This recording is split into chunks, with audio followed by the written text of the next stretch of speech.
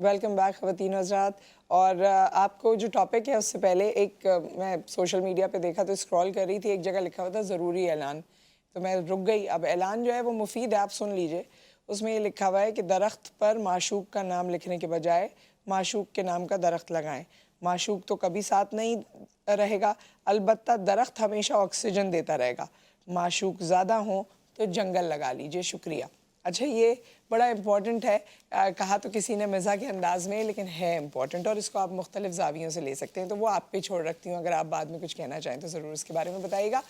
اس وقت جو ہم عاشقی اور معشوقی کی بات کر رہے ہیں نا, وہ ہے قانون کے حوالے سے.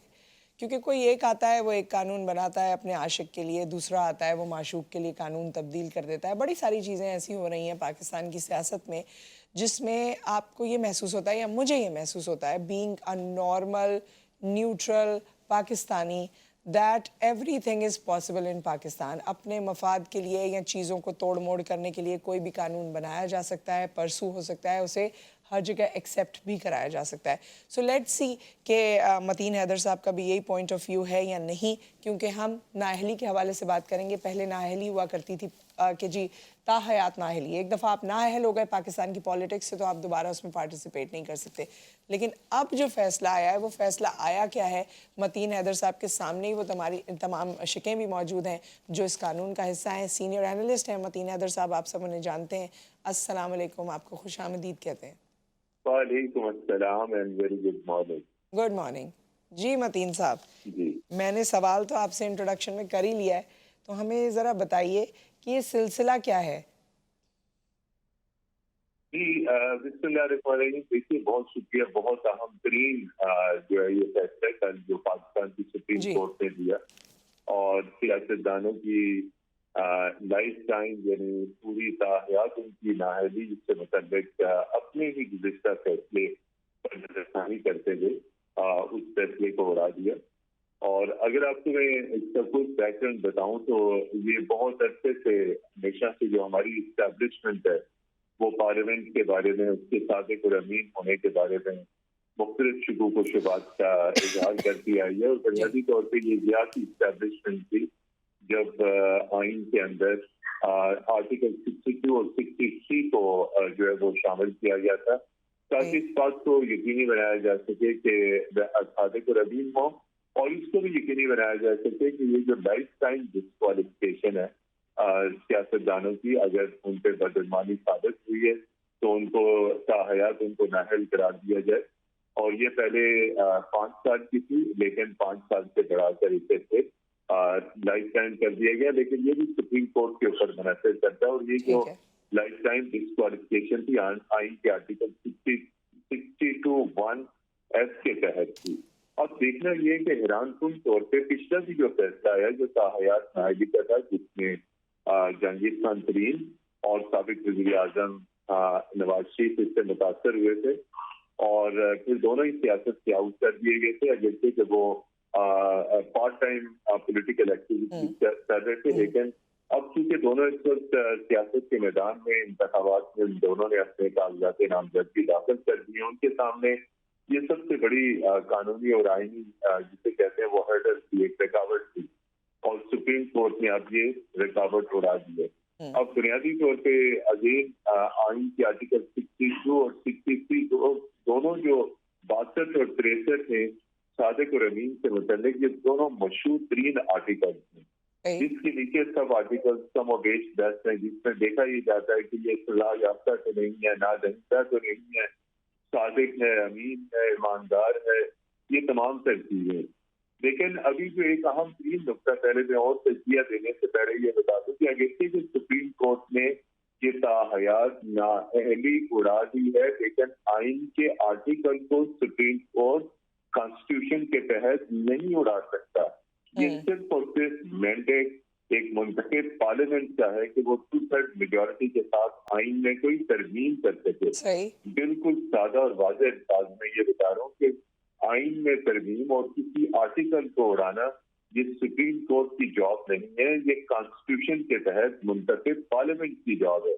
تو اگرچہ کہ اب سپریم کورٹ نے یہ فیصلہ دیا ہے, لیکن جو کلاز ہے وہ کلاز بدستور ابھی کانسٹیٹیوشن میں موجود ہے. Okay. लाइफ टाइम डिस्क्वालिफिकेशन वाली। तो ये आइंदा कोई भी नया चीफ जस्टिस और कोई भी नया बड़ा बेंच दोबारा जरूरत पड़ने पे इस क्लास को इस्तेमाल कर सकता है। लिहाजा आइंदा आने वाली मुंतखब हुकूमत अगर तो चाहे ये तो बड़ी तो उसको कंफ्यूजन वो का कोई बाइस नहीं है मतीन साहब, क्योंकि दोनों क्लॉज आ गए, एक तरह से लाइफ टाइम वाला भी आ गया और 5 साल वाला भी आ गया, तो जिसकी जो मर्जी होगी वो जी उसको। बिल्कुल अच्छा, जी तो बिल्कुल इस आपने वक्त सही कहा। तो तो ये इस आइंदा वक्त की आने वाली मुंतखब हुकूमत के ऊपर है कि वो इसके ऊपर मुशावरत करे। तमाम ठीक है। पॉलिटिकल पार्टी जो भी पॉलिटिकल पार्टी पावर में आती है, जिससे कि अगर वो अकेली पार्टी है या मखसूस हुकूमत है, तो इस चीज को देखना होगा। क्योंकि मुस्तकिलन नुसरत ये जो तलवार है क्वालिफिकेशन की, ये इस क्लास के तहत पॉलिटिशियंस के ऊपर लटकती रहेगी। और पाकिस्तान में जो सियासी खेल तमाशा चलता है, कभी सियासतदान डार्लिंग बने हुए होते हैं और कभी वो इंतहाई नापसंदीदा डिक्लेयर कर दिए जाते हैं। सही। जब डार्लिंग होते हैं तो वो हर किस्म के कवानीन में उनसे तरमीम करा दी जाती है, और जब नापसंदीदा हो जाते हैं तो फिर उनके ऊपर नाअहलियत की तलवार ना सिर्फ लटकती है बल्कि वो बिल्कुल। तलवार उनका सियासी कैरियर जो है वो खत्म अच्छा, करके ये रखती वाले है। तो बेसिकली ये कानून जो बना है और ये जो 5 साल की मुद्दत का कहा गया है, एक तो ये भी हमें वाजे कर दीजिए कि फिर तो नवाज शरीफ साहब और बाकी लोग भी अहल हो जाएंगे या हो चुके हैं, ये भी क्लियर कर दीजिए। और ये भी बता दीजिए कि अपेरेंट नामों के अलावा किस किस का फ़ायदा है इस फैसले से कि जी 5 साल की नाअहली हो सिर्फ। जी बिल्कुल, ये जो बड़ा अहम सवाल है आपका। देखिए, एक तो लाइफ टाइम है और दूसरी इसके साथ 5 साल वाली नाअहली है। जो 5 साल के लिए नाअहली है वो तो ऑटोमेटिकली, जिसका साबिक वज़ीर आज़म यूसुफ रज़ा गिलानी थे, उनकी नाअहली 5 साल की थी। तो अब इसमें सबसे बड़े बेनिफिशरी जो है वो दो ही हैं इस वक्त, जहांगीर तरीन जी और ये मोहम्मद नवाज शरीफ साबिक वज़ीर आज़म। ये आपके सामने है कि ये दोनों का केस था पानी तहरीक इंसाफ के जो सरदाएं वो और जहांगीर खान तरीन। तो सुप्रीम कोर्ट ने उस वक्त में बाजी में बैलेंस करते हुए इमरान खान साहब को बख्श दिया था और उनके करीबी मावन उस वक्त के जहांगीर खान तरीन को लाइफ टाइम के लिए डिस्क्वालीफाई कर दिया गया था। लेकिन अब हालात तकाजे और सियासी खेल एक मरतबा फिर रूस को पहुंचा। जहांगीर खान तरीन जो वो डार्लिंग बन गए और फिर उनकी पार्टी भी क्रिएट कर दी गई रातों रात, और उनके लिए सबसे बड़े बेनिफिशरी वही है। मैं समझता हूँ इस वक्त दो ही पॉलिटिशियन है जिनको इस अहम तरीन फैसले से जो है वो फायदा होगा, एक जहांगीर खान तरीन और दूसरे मियां नवाज शरीफ। और अगर मियां नवाज शरीफ की पार्टी इक़्तिदार में आती है या इलेक्शन जीतती है तो जहांगीर खान तरीन साहब एक प्रेशर ग्रुप के तौर पे 15 से 20 सीटों के साथ वो भी चंद अहम वजारतें हासिल कर पाएंगे।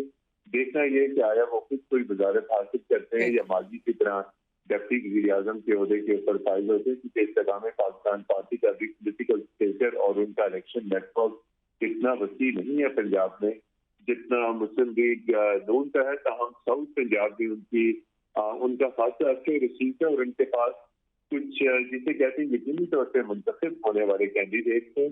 इसलिए ये दोनों पार्टी और इन दोनों के सरबराहान इस फैसले से मुस्तफीद होंगे।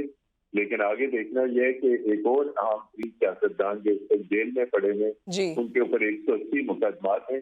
देखना यह है कि अब उन्हें भी लाइफ टाइम डिस्क्वालीफाई किया जाता है कि उन्हें 5 साल के लिए डिस्क्वालीफाई किया जाता है। अगर हम आइन और कानून की बात करें तो आइन और कानून को मसावी तौर पे बिल्कुल इंसाफ के साथ तमाम पॉलिटिशियन पे, आया वो इस्तेमाल पाकिस्तान पार्टी का है, नून का है, पीपल्स पार्टी का है, किसी भी पार्टी का है, तो फिर आइन के तहत यकसा तौर पर सजा देनी चाहिए। एक और अहम नुकता है सिर्फ वो बयान करने की रमीम की डिटर्मिनेशन है, ये सिर्फ और सिर्फ पार्लियामेंट के ऊपर डिपेंड करती है।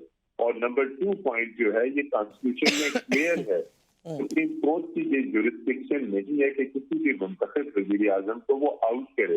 ये नो कॉन्फिडेंस मोशन जिसे अदम एतमाद की तहरीक कहते हैं, ये वाज़ेह तौर पे आइन में लिखा हुआ है कि ये सिर्फ और सिर्फ पार्लियामेंट का इख्तियार है कि किसी वज़ीर आज़म को अगर वो डीसीट करना चाहे तो वो तहरीक अदम एतमाद के जरिए कर सकती है। इसमें आइन खामोश है, उस खामोशी का फायदा सुप्रीम कोर्ट उठाती है और नजरिया जरूरत के तहत आपकी 2/3 मेजॉरिटी को एक सेकंड में हवा में उड़ा के रख देती है। बहुत बहुत शुक्रिया मतीन हैदर साहब आपका, आपके वक्त का اور جب یہ والے سیگمنٹس ہوتے ہیں تو اس کو میں بہت دکھ کے ساتھ کلوز کرتی ہوں، کیونکہ اس میں لانگر رن میں ہمارا جو اعتماد ہے یا ہماری جو باقی فیوچر ہے پاکستان کے حوالے سے اور پولیٹکس کے حوالے سے وہ بہت ڈاواڈول ہوتے ہوئے نظر آتا ہے۔ خیر، ایک بریک یہاں پر آ گیا، بریک کے بعد آپ کی ملاقات ایک بہت ہی باہمت گیسٹ سے کروائیں گے۔